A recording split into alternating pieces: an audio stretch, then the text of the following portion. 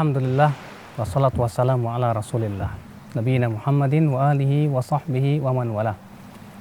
Asyhadu an la ilaha illallah wahdahu la syarikalah wa asyhadu anna Muhammadan abdu wa rasuluh, amma ba'd.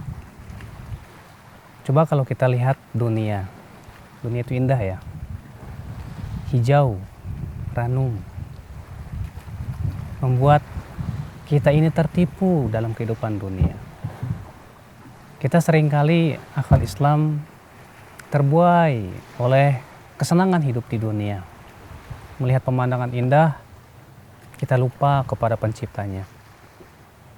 Diberikan kenikmatan, malah banyak berpaling daripada Allah Subhanahu wa Ta'ala yang memberikan kenikmatan. Maka dari itulah, kita sebagai seorang hamba Allah, tentunya kita harus berpikir apa sih dunia itu? Bagaimana sih dunia? Kita hidup di dunia itu buat apa? Nah, di sini tentunya sebagai seorang hamba Allah, ya sebagai manusia yang diciptakan oleh Allah, kita harus banyak berpikir tentang itu. Allah Subhanahu wa Ta'ala menciptakan dunia dengan isinya. Di mana manusia Allah menciptakannya untuk memakmurkan kehidupan dunia, demi kemaslahatan yang ada dalam kehidupan dunia. Namun Allah Subhanahu wa Ta'ala mengingatkan dalam Al-Quran tentang hakikat dunia. Allah berfirman, "Wa mal hayatud dunya illa mata'ul ghurur." Tidaklah kehidupan dunia kecuali kesenangan yang menipu. Ya, memang sangat menipu. Namun tentunya bagi seorang mukmin, ketika ia melihat dunia ternyata kesenangan menipu, dunia fana. Bahkan Al-Quran dan hadis tidak pernah memuji dunia. Tak pernah sekalipun dalam Al-Quran Allah Subhanahu wa Ta'ala memuji dunia. Rasulullah SAW pun juga tak pernah memuji dunia. Allah berfirman dalam Al-Quran memberikan pemisalan tentang kehidupan dunia. Allah berfirman, "I'lamu annamal hayatud dunya la'ibu wa lahu wa zinatu wa tafakhurun bainakum wa takathurun fil amwali wal aulad kamathali ghaithin a'jabal kuffara nabatuh thumma yahiju fatarahu musfarra thumma yakunu hutama." Ketahuilah, kata Allah, kehidupan dunia itu hanyalah permainan dan senda gurau. Demikian pula perhiasan, berbangga-bangga dengan banyaknya harta, berlomba-lomba memperbanyak anak dan keturunan. Perumpamaannya, kata Allah, seperti air hujan yang turun. Lalu kemudian tanaman-tanaman itu membuat kagum para petani. Tapi kemudian tak lama tanaman itu menjadi kuning. Lalu kemudian tanaman itu menjadi hancur. Subhanallah, itulah dunia. Tak akan lama, fana. Kesenangan dalam kehidupan dunia tak lepas dari keletihan dan kelelahan. Orang untuk mendapatkan kesenangan dunia harus letih, banting tulang. Berbagai macam kesedihan terkadang harus dirasakan ketika seseorang mengejar kehidupan dunia. Ketika seseorang telah mendapatkan apa yang ia inginkan, meraih dunia dan kesenangan, ternyata juga menimbulkan kegelisahan dan ketakutan. Takut kehilangan apa yang ia dapatkan. Gelisah, ya bagaimana ia akan menjaga harta yang begitu banyak melimpah ruah. Itulah dunia. Maka seorang mukmin sadar bahwa dunia memang bukan tempatnya dia beristirahat, bukan. Tapi tempat bercocok tanam. Karena ia tahu bahwa setelah ia hidup di dunia, ia akan menuju sebuah kehidupan yang lebih panjang. Ya, maka dari itulah seorang mukmin ketika memandang dunia, ia melihat dunia. Kau sangat menipu dunia.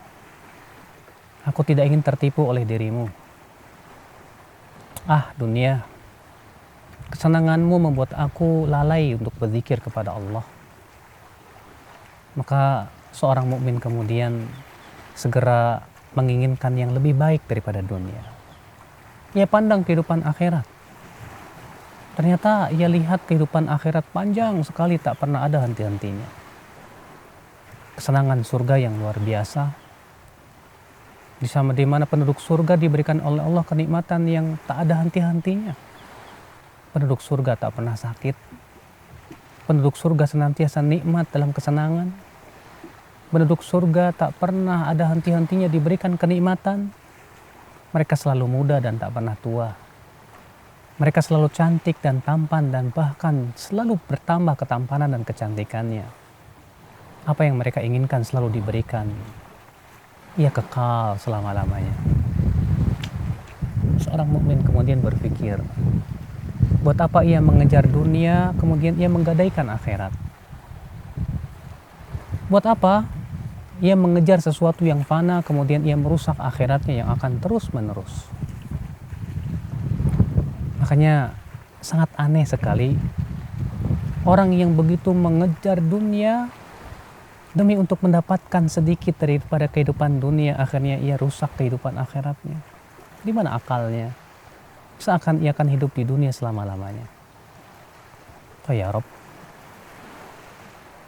kita tentunya ya akhwat Islam azakumullah, tidak boleh menjadi orang-orang yang merasa tentram dengan dunia. Allah berfirman, innal ladzina la yarjuna liqa'ana waradu bil hayatid dunya watma'annu biha. Sesungguhnya orang-orang yang tidak mengharapkan pertemuan dengan kami dan ridho dengan dunia dan merasa tentram dengan dunia, mereka itu orang-orang yang merugi, kata Allah. Ya, seorang mukmin tak akan pernah berhenti untuk terus mencari akhirat. Dunia ia jadikan sebagai wasilah menuju kehidupan akhirat. Kalau dahulu Imam Ahmad pernah ditanya, sampai kapan engkau akan terus-menerus bersungguh-sungguh beribadah, hai Imam Ahmad? Kata Imam Ahmad, sampai kakiku aku letakkan dalam tanah surga. Masya Allah. Oleh karena itu ya akhi, mari kita berlomba kepada kebaikan. Jadikan dunia sebagai wasilah untuk mendapatkan akhirat. Rasulullah SAW pernah bersabda, ni'mal mal lirrajulis salih. Sebaik-baiknya harta apabila dimiliki oleh orang yang saleh. Kenapa? Karena harta itu digunakan untuk apa? Untuk kebaikan, untuk ketakwaan. Sebaliknya ketika harta itu dimiliki oleh orang-orang yang tidak saleh, hanya merusak dalam kehidupan dunia ini. Maka sadarilah kita, pikirkanlah baik-baik tentang hakikat dunia, agar kita kemudian tidak tertipu dalam kehidupan dunia, agar kita jadikan dunia sebagai jalan menuju kehidupan akhirat. Semoga kita termasuk orang-orang yang senantiasa tidak tertipu dengan kehidupan dunia. Subhanakallah bihamdika, asyhadu an la ilaha illa anta, astaghfiruka wa atubu ilaik. Assalamualaikum warahmatullahi wabarakatuh.